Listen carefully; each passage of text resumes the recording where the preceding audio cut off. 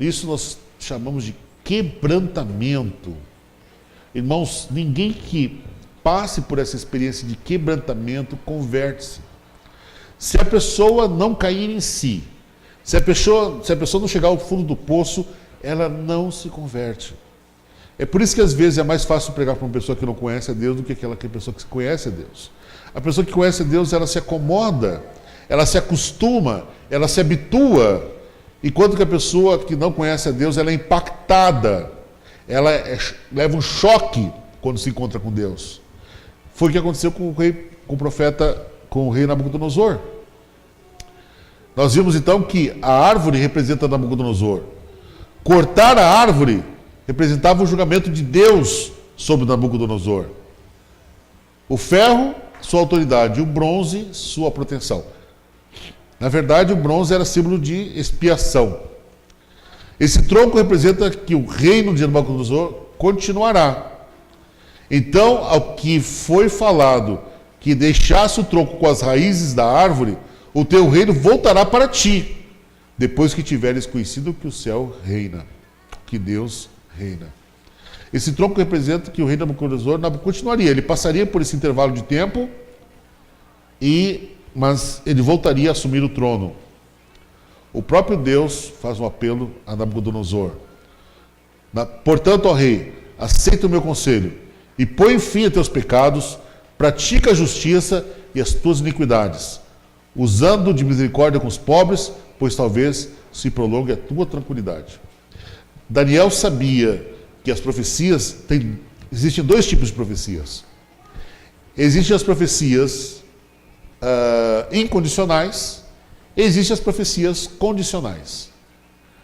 No capítulo 2, Deus havia falado a Nabucodonosor de uma profecia incondicional.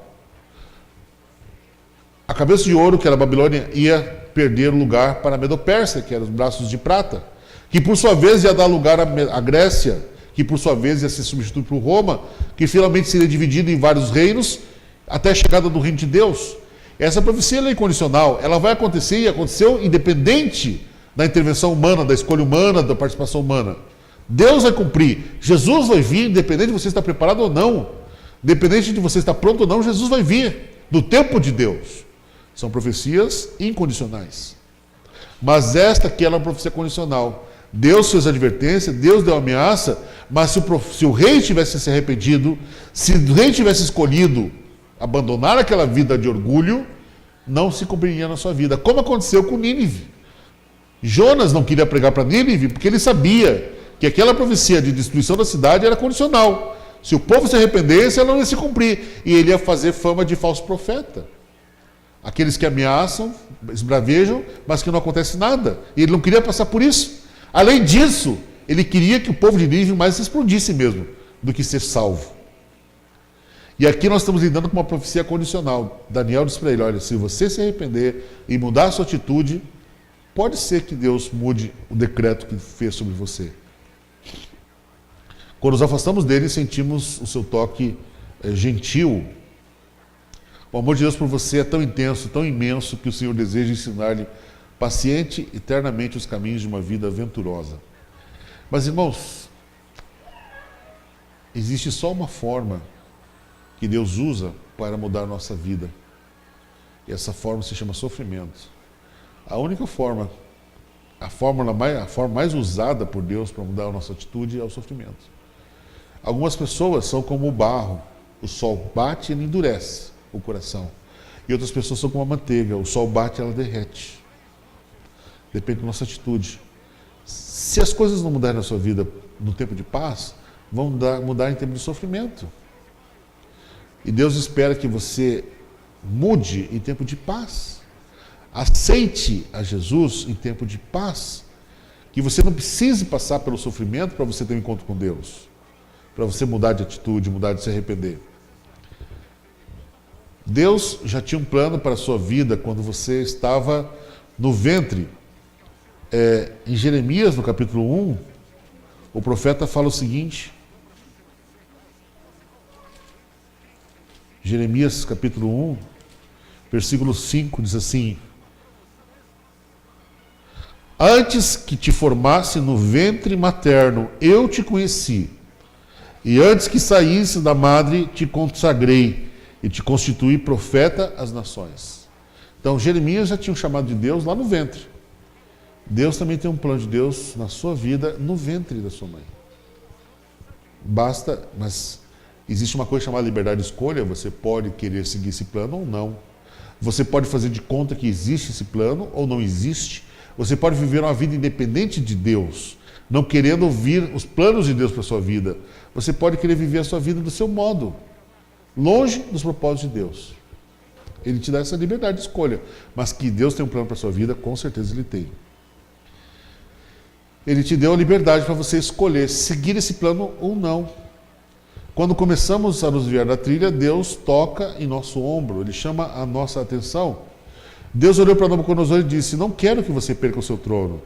Esta não é minha escolha, mas se você não se arrepender, a única maneira que tenho de alcançá-lo é permitir que certas circunstâncias ocorram. Todas as coisas vieram sobre o rei Nabucodonosor, a fim de 12 meses, quando passeava no palácio real de Babilônia. Um ano depois, ele estava passeando pelo palácio, ele se deslumbrou com aquilo que tinha feito, né? As obras da sua mão. Ele se deslumbrou. Paul Sartre é um filósofo do século XX, pai do existencialismo, que influenciou muito o pensamento pós-moderno de hoje. Um filósofo francês ateu. Mas uma coisa ele reconheceu, que a maior tentação do homem é querer ser Deus. A nossa fragilidade e a nossa tentação maior é síndrome de Lúcifer, querer ser como o Altíssimo, querer ser Deus. E achar, porque somos intitulados como mestre, doutor, que se temos uma empresa que prospera, se temos uma casa espaçosa, se temos um carro de último modelo, se temos prestígio na sociedade, é porque nós merecemos, é porque nós somos melhores do que os outros, porque nós somos mais capazes, é porque nós acreditamos no nosso potencial. Nabucodonosor tinha motivo para se orgulhar. Para onde ele olhasse, a cidade era de perder de vista. Realmente era uma cidade muito bem construída, muito bem planejada, era uma cidade realmente que não tinha o caos urbano que nós temos hoje, apesar de ser uma cidade populosa. Ele tinha motivo para se orgulhar, mas ele devia. Nunca, nada aconteceu durante 12 meses. Parece que foi o tempo suficiente para esquecer do sonho. Nabucodonosor continuou vivendo do mesmo jeito, da mesma forma, levou sua vida com a mesma tranquilidade, com a mesma serenidade que havia levado até ali. Era o chamado, que é aquilo que nós chamamos tecnicamente de tempo de graça. Tem você negligenciado o aviso de Deus e vive da mesma maneira? Como não acontece nada? Tem pessoas que é assim, né? Quando acontece um problema, corre para Deus. É culto de oração na quarta-feira, é corrente de oração em casa, é acordar de madrugada para fazer oração, é voto de jejum, é promessa de uma oferta melhor, e faz pacto com Deus e lê a Bíblia. Quando começa a prosperar, não vem mais no culto, chega depois do culto da escola sabatina, né? Terminou o culto, vai embora, o culto sábado. Tem alguns irmãos que são assim, né? Começa a prosperar, começa a dar tudo certo e começa a esquecer de Deus. Só lembra de Deus no sofrimento, né? E o Nabucodonosor também parece que só lembrou de Deus no sofrimento. Falou o rei dizendo: não é esta a grande Babilônia que eu edifiquei para a casa real com a força do meu poder e para a glória da minha magnificência? Em outras palavras, eu sou bom, né? Eu sou bom. Ainda estava a palavra na boca do rei quando caiu uma voz do céu: a ti se diz, ó rei Nabucodonosor, passou a ti o reino. Ainda estava... Ele não quis aceitar o convite de arrependimento de Deus. E serás tirado dentre os homens, e a tua morada será com os animais do campo. Far-te-ão comer erva como os bois, e passar-se-ão 7 tempos sobre ti, até que conheças que o Altíssimo domina sobre os reinos, os homens, e que dá a quem quer. Na mesma hora se cumpriu a palavra sobre Nabucodonosor, e foi tirado dentre os homens, e comia a erva com os bois, e seu corpo foi molhado com o orvalho do céu, até que lhe cresceu pelo, como as penas da águia. O pelo ficou grosso, né? E as suas unhas como as aves, como se fossem garras. Ele sofreu de uma doença chamada insanidade licantrópica. Segundo sabemos, uma pessoa que sofre desse problema é um indivíduo que vê a si mesmo como um animal, em geral um lobo. O quadro clínico apresenta negligência de higiene pessoal, a pessoa não esquece de tomar banho. O indivíduo perde a postura bípede, ereta, e começa a andar de quatro e comporta-se, rosna e age como um animal. Licantropia. 7 anos se passaram com Nabucodonosor nessas condições animalescas. Nabucodonosor sentou no trono em orgulho, arrogância, rebelião e pecado. Ele perdeu seu trono, vagueou pelo campo como um animal. Quando Deus criou a terra, deu seu domínio a Adão e Eva. Eles se assentaram no trono como governantes desse planeta, guarnecidos por um manto real de justiça. Por causa do pecado, da rebelião, do orgulho e da arrogância, perderam sua natureza original e foram transformados ou deformados. Você já se perguntou por que é mais fácil ficar irritado do que paciente?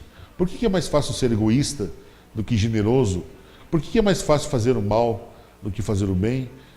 Porque nossa natureza, nosso interior mudou.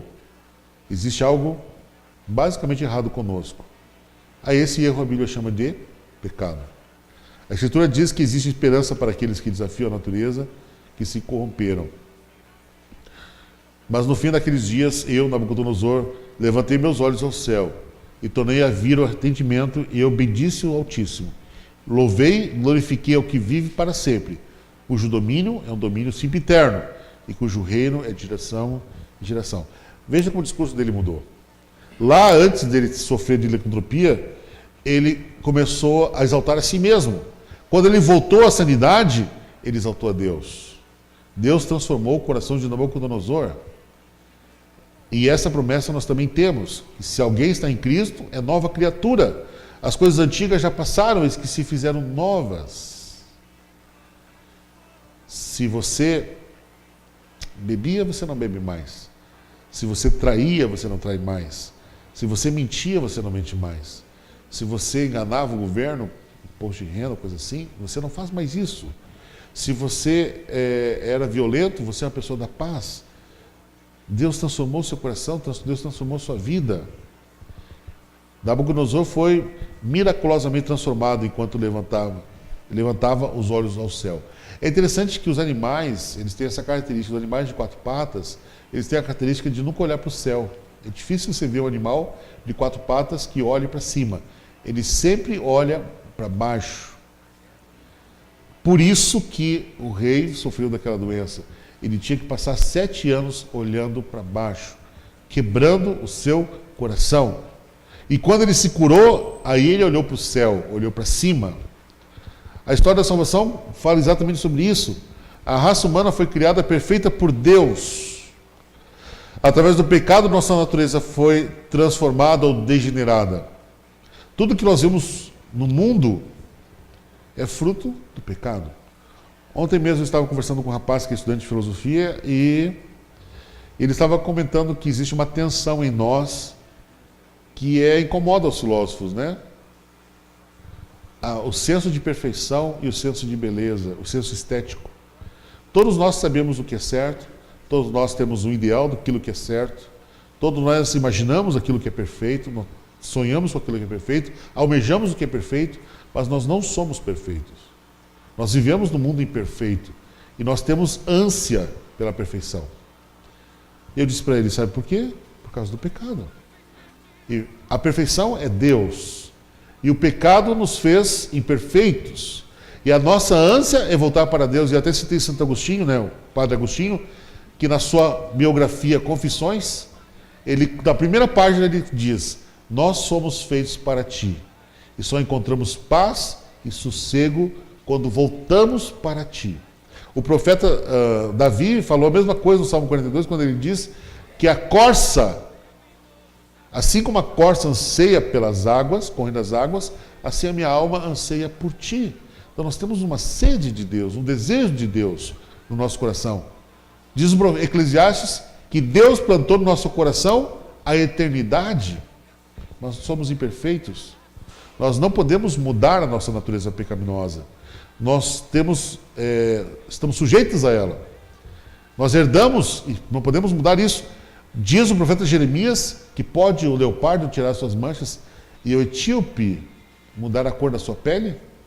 Assim vocês também farão bem, sendo acostumados a fazer o mal. Nós não podemos mudar a nossa condição pecaminosa. Nós não podemos mudar a nossa condição humana. Nós não podemos mudar a nossa natureza. Isso tem que ser ação que só pode ser feita por Deus. Mas isso ele só pode fazer, meus irmãos, se você abrir seu coração e pedir para que Jesus habite na sua vida. Se você reconhecer a sua condição, como Nabucodonosor fez, e ir até ele está pronto para mudar e transformar o seu coração, como transformou o coração de Nabucodonosor. Mas saiba uma coisa, ele não desiste de você.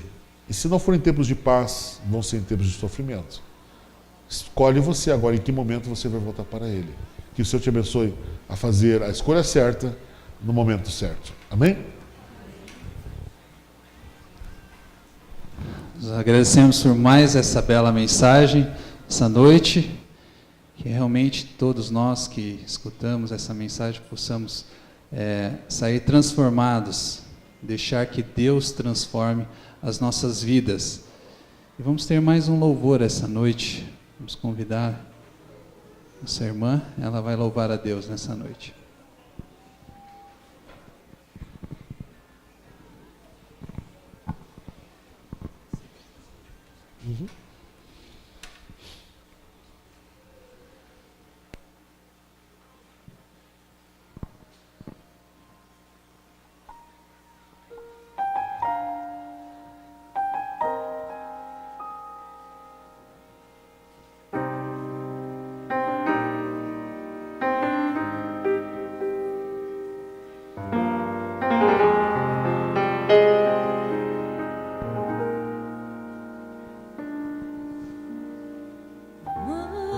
Mais uma vez estou aqui, cansada de tentar.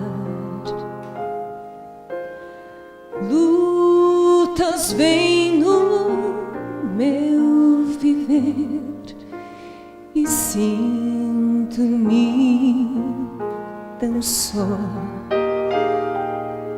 Tentei ser forte, resistir, pequei, muito triste estou. Mas um dia chega o fim, eu venho a te pedir.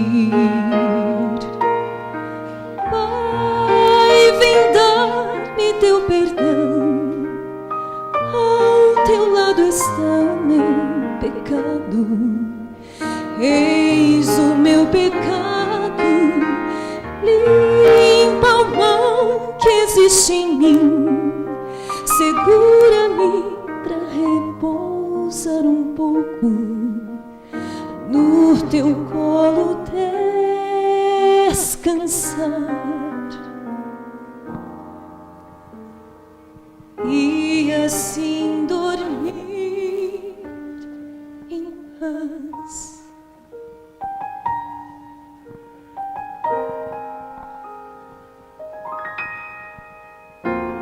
Por mais que eu tente em meu viver, sozinha caminhar, meus passos tropeçando vão, sem forças pra lutar. Mas quando volto a ti, Senhor, suplico teu olhar, seu rosto inclina para mim, disposto a me ajudar.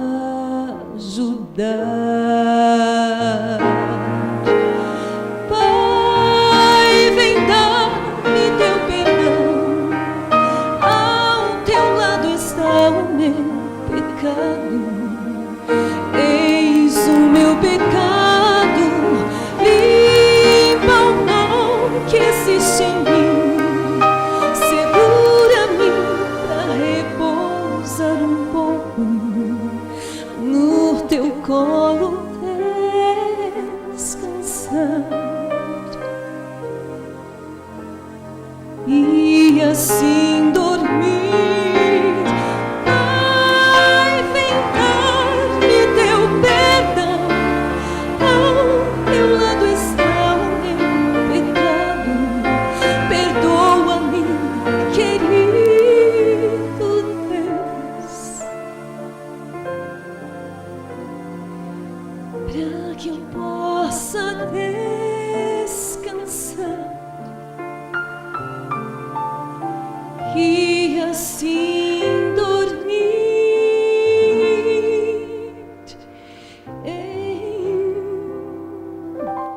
em paz.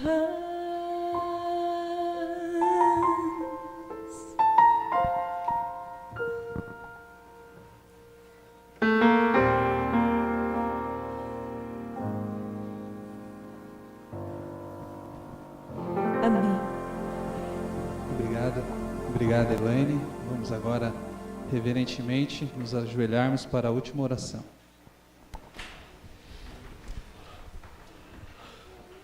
Nosso Deus e Pai, nós te agradecemos por momentos que estivemos aqui estudando a Tua Palavra e que essas mensagens possam produzir realmente um impacto e, segundo a profecia, que ela realmente possa revivar a Tua Igreja. Quero abençoar a cada ouvinte, a cada irmão que está aqui, que participou do programa, que assistiu mesmo na internet, que essas mensagens possam produzir conforto e consolo. Nos despede dessa semana, nos acompanhe por nossos lares, em nome de Jesus. Amém. Assim, no doce nome de Jesus, nós iniciamos esse culto e agora concluímos. Que Deus nos abençoe. Amém. Agradecemos mais uma vez a presença de todos, nossos irmãos na internet que estão nos ouvindo também. Gostaríamos de agradecer e dizer que temos um próximo encontro no domingo que vem. No domingo que vem, às 7 horas. Nós gostaríamos de agradecer os nossos irmãos de Vitória, Espírito Santo, que estão ligados aqui conosco na internet, Bauru, Pinhais, Porto Velho, Camboriú, Santa Catarina, Rio de Janeiro, Campinas, São Paulo e Rosário, no Maranhão. Agradecemos também a todos que estiveram presentes aqui nessa noite. Amém. Os irmãos podem sair e cumprimentar o pregador à porta.